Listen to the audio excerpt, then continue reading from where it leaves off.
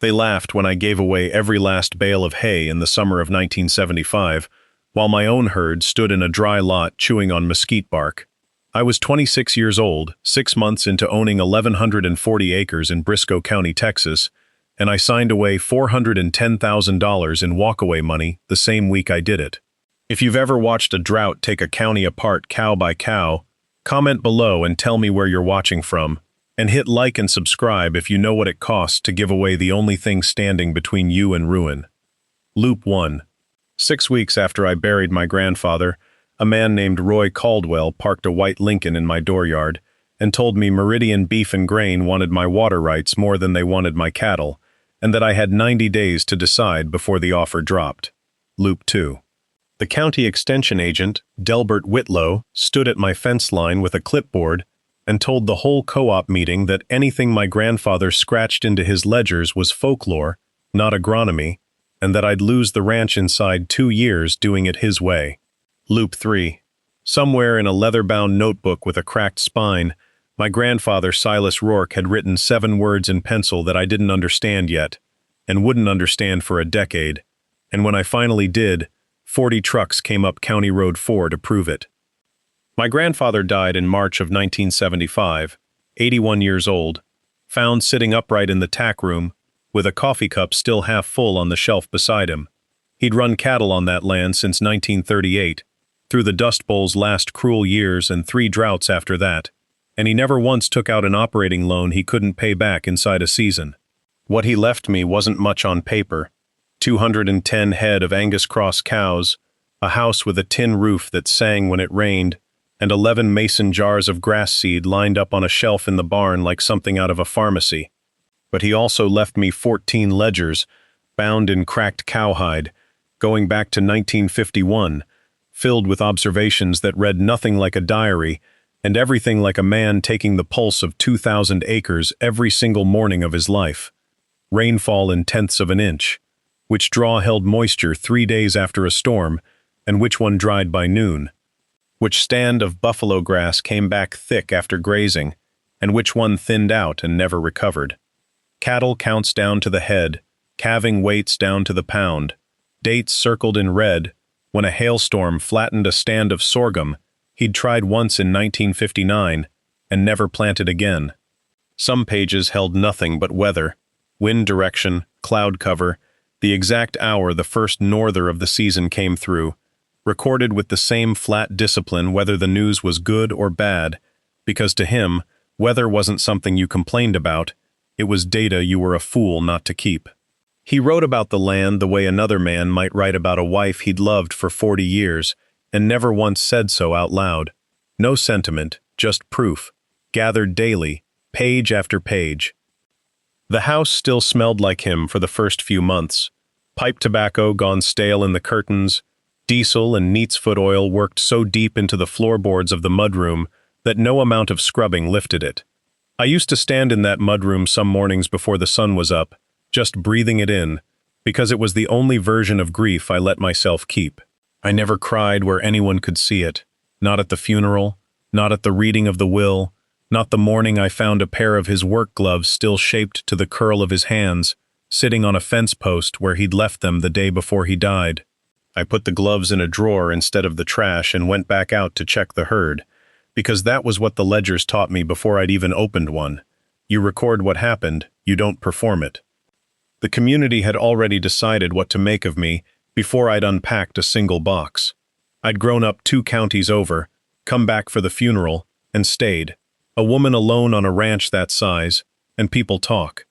At the co-op meeting 3 weeks after the burial, Hollis Pruitt, who ran 400 head on the section next to mine, told another rancher within my hearing that Silas Rourke's granddaughter wouldn't last past the first bad summer, and that she'd be selling to Meridian before Christmas whether she liked it or not. I didn't answer him. I'd learned by then that answering a man like Hollis just gave him a second joke to tell.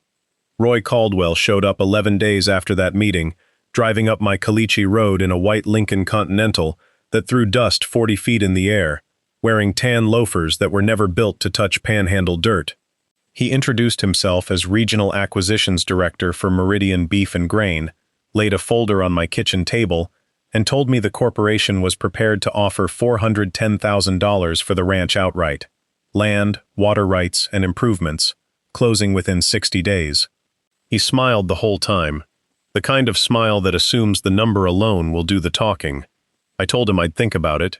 He told me I had 90 days before the number changed, and that numbers like that one didn't wait around for grieving women to get sentimental about dirt. I walked him back to his car myself so he wouldn't linger near the barn, where 11 mason jars of unlabeled grass seed sat on a shelf he had no business seeing.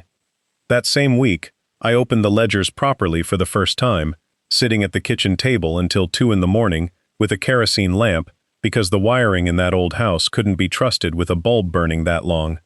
On a page dated August the 14th, 1963, the worst year of a 3-year drought that broke half the ranches in the county, my grandfather had written a single line, underlined twice, fed the Delgado herd 40 bales in September. Land remembers who feeds it. 10 years on, watch what comes back. I didn't understand it that night. I understood the arithmetic of it a great deal better 12 years later, in a summer that made 1963 look gentle by comparison. By June of 1975, the drought loop began to close around every operation in Briscoe County at once. 11 weeks without measurable rain.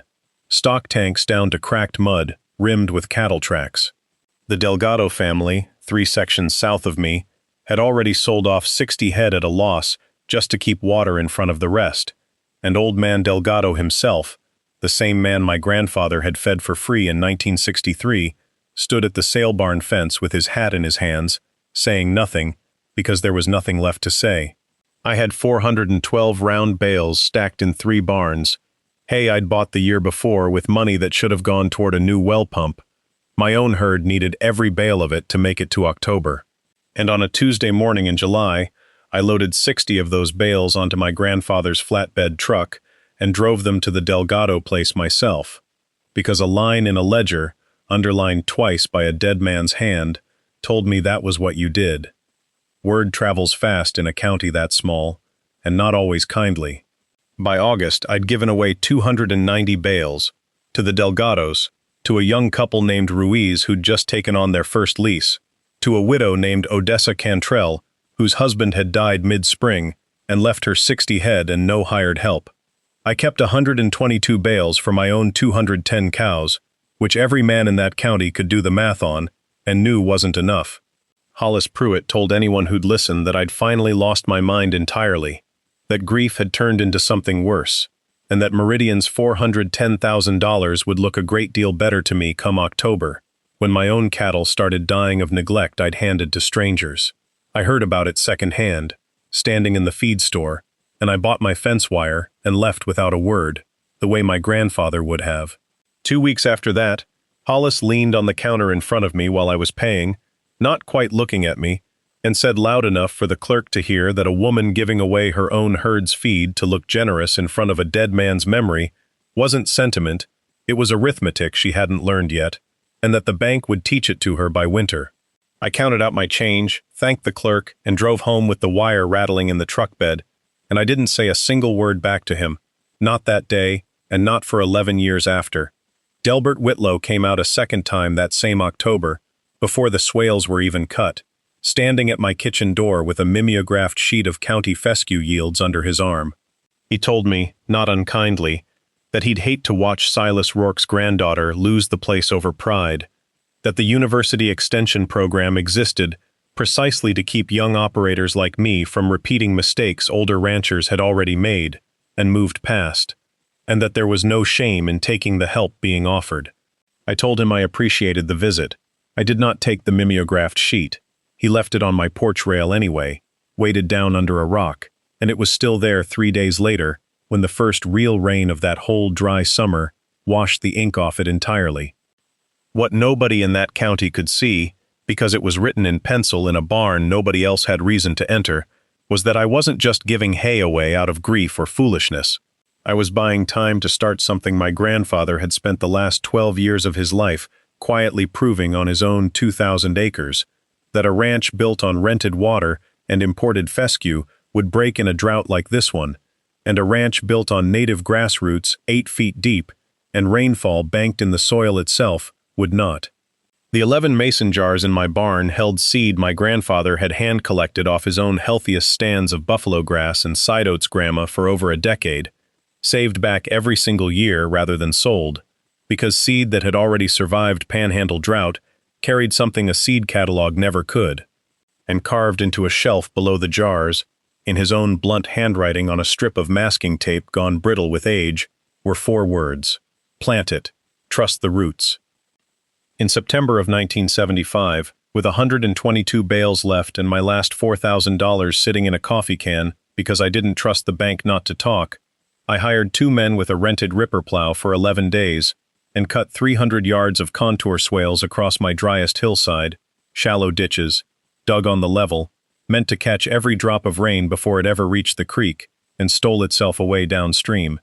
My grandfather had cut the first ones on his own land back in 1958, by hand, with a mule and a homemade blade, and his ledgers held 11 years of proof that grass grew 4 times as thick along a swale as it did 50 feet away on flat ground. I planted the buffalo grass and side oats grama seed from those mason jars along every swale I cut, working alone most days because I couldn't afford to pay for help and didn't especially want an audience while I did it. The seed itself was so fine it clung to the sweat on my palms rather than falling clean into the furrow, and by the 3rd day my hands had gone raw at the knuckle from dragging a hand seeder through caliche hard ground, the smell of diesel from the rented ripper plow still clinging to my shirt collar even after I'd washed it twice. I worked from first light until the heat came up hard enough to shimmer off the hillside, then again in the last 2 hours before dark, because those were the only 2 windows in an October day when the wind didn't carry the seed clean off the ground before it had a chance to settle. Delbert Whitlow drove out on a Thursday in October, stood at the edge of my hillside with his clipboard, looked at 300 yards of raw dug earth and thin green seedlings barely finger-high, and told me, kindly, the way a man tells a child something obvious, that the university trials showed introduced fescue outproduced any native stand 3-to-1, that I was wasting a growing season on folk science, and that the county would be glad to help me apply for a proper reseeding grant if I wanted to do this right. I thanked him for his time and kept planting after he left. The following spring, in March of 1976, Roy Caldwell came back with the same white Lincoln and a fresh number, $380,000, 10% lower, because word had reached Meridian that I'd nearly bled my herd dry giving hay away, and that my finances, in his words, might benefit from a clean exit. I told him the same thing I'd told him the first time. He left a business card on my porch rail and told me the offer wouldn't come around a 3rd time. I put the card in a drawer with the seed catalogs I no longer ordered from. If you've ever watched people write you off before you've finished proving them wrong, hit subscribe now, because what happened on this ranch over the next 9 years is exactly what they told me couldn't be done. For 4 years after that, the pattern repeated itself in a rhythm that became almost peaceful once I stopped waiting for anyone's approval. Every fall, I cut new swales on another hillside and planted native seed I'd collected myself that summer, following the pattern in my grandfather's ledgers, hillside by hillside, the way he'd done it decade by decade before me. Every spring, Delbert Whitlow drove out at least once, clipboard in hand, and found some new reason my numbers wouldn't hold.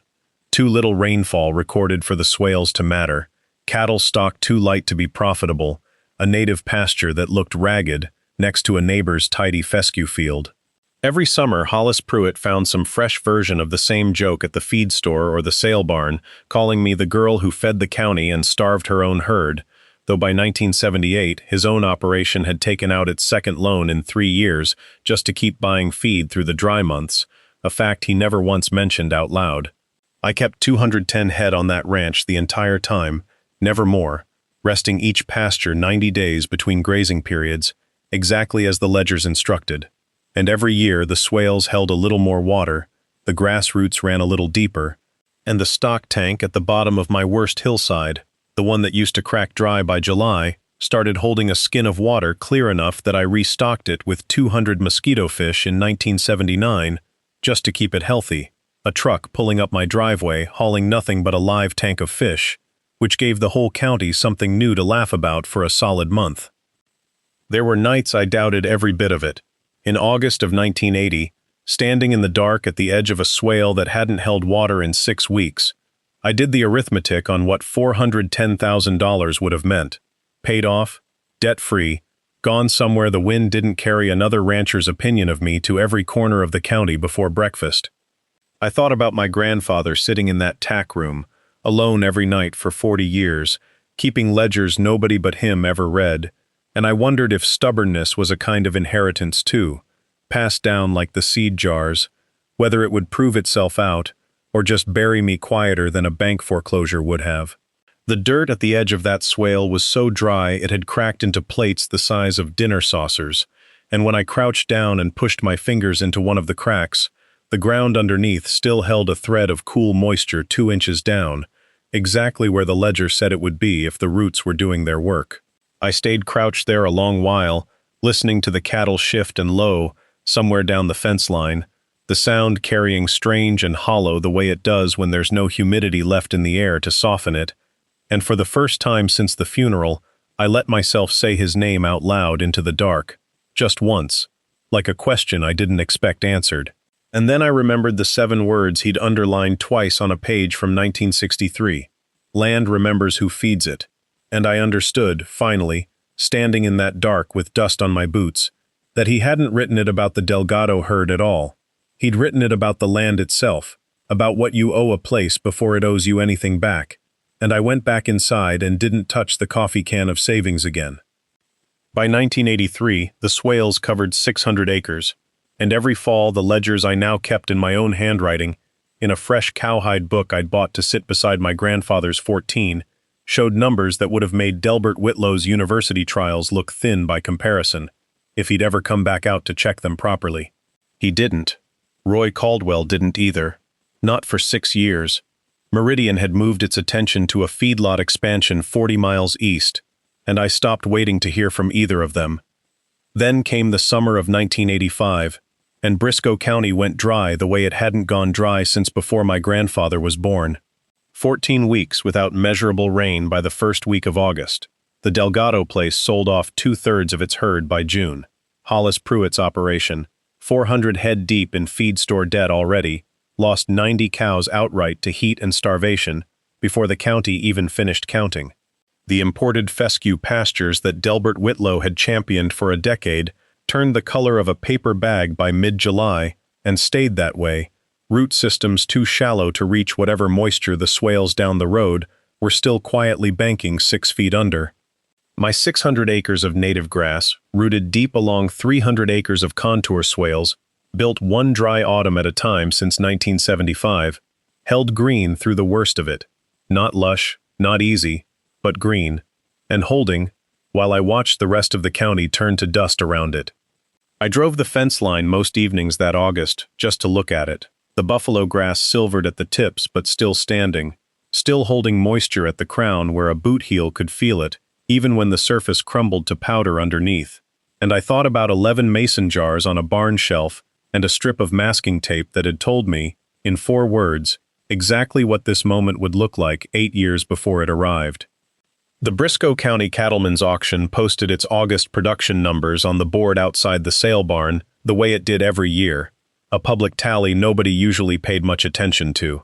In 1985, my ranch's numbers went up on that board showing 210 head carried through the worst drought in 50 years without a single emergency feed purchase, hay reserves so far ahead of need that I had, by the 3rd week of August, 400 surplus round bales sitting in barns I'd built specifically because my grandfather's ledgers told me a ranch built right in a wet year should be able to carry a dry one for free. 40 trucks left my property that August and September, hauling hay to the same Delgado place my grandfather had fed in 1963, to the Cantrell widow who was still running her 60 head a decade after her husband died, to the Ruiz family who'd since doubled their lease, and, because I decided, standing at my own fence line with the numbers already posted for the whole county to see, that spite wasn't worth the fuel. To Hollis Pruitt's operation as well, 60 bales, delivered without a word of the joke he'd made about me a decade earlier, because my grandfather's ledger never once mentioned getting even. By September, the sale barn had started referring casual visitors out to my fence line just to look at the swales for themselves, and twice that month I found strangers' trucks parked at my gate, men with notebooks of their own, asking permission to walk the hillside my own hands had planted a decade earlier, when nobody else believed it was worth the diesel to dig. Roy Caldwell drove up my Caliche Road for the third time in October of 1985, in a Lincoln that had seen 10 harder years than the last one, and told me across my own kitchen table that Meridian's feedlot expansion had collapsed under water costs nobody had modeled for, that 3 of their contracted ranches had gone under in the drought entirely, and that the corporation needed reliable grass-fed supply and, more urgently, needed to lease water rights off land that had proven it could hold moisture through a 14-week dry spell. He didn't bring a folder this time. He asked me what it would take. I told him the terms myself, a 10-year supply contract at a price I set, no acquisition clause anywhere in the paperwork, and Meridian's name on record supporting county-level funding for contour water harvesting education, run out of the same extension office that had spent a decade calling it folklore. He signed it inside a week. Delbert Whitlow stood at the same sale barn fence where he'd once handed me a clipboard opinion about fescue trials, reading the same production numbers posted for the whole county, and said nothing at all, which from him was its own kind of confession. The years since have folded into each other the way years on a working ranch do. Not dramatic, mostly just steady, one dry autumn and one wet spring after another, each one recorded in a ledger the way my grandfather taught me, without ever saying so directly. Hollis Pruitt sold his 400 acres to a younger rancher in 1991 and moved into town, and the last time I saw him, at a feed store checkout line in 1996, he told me, without much ceremony, that he'd started cutting swales on the new place his son-in-law ran, and that he supposed the old man had been right after all. Delbert Whitlow retired from the extension office in 1994 and spent his last 2 years there quietly rewriting the county's grazing bulletin to include contour water harvesting as a recommended practice, never once crediting where the idea had come from, which I decided a long time ago I didn't need him to do. Roy Caldwell retired from Meridian in 1999, and the supply contract we signed in 1985 outlived his career there by 6 years before his successor renewed it on the same terms, unchanged, because the numbers still spoke for themselves every single August. Odessa Cantrell ran her 60 head until 1993, when arthritis finally took her hands off the work, and she sold her lease to the Ruiz family rather than to any corporate buyer, saying she'd rather the ground stay in hands that remembered who'd fed it. The Delgado place still runs cattle to this day, 3rd generation now, and every August their grandson drives 60 miles out of his way to drop off a case of good tequila on my porch, an unspoken accounting that neither of us has ever put into words. I never sold a single acre of that ranch, and I never diluted my grandfather's method to chase a faster payout, not even in the good years when a corporate lease could have doubled what the land itself was earning me.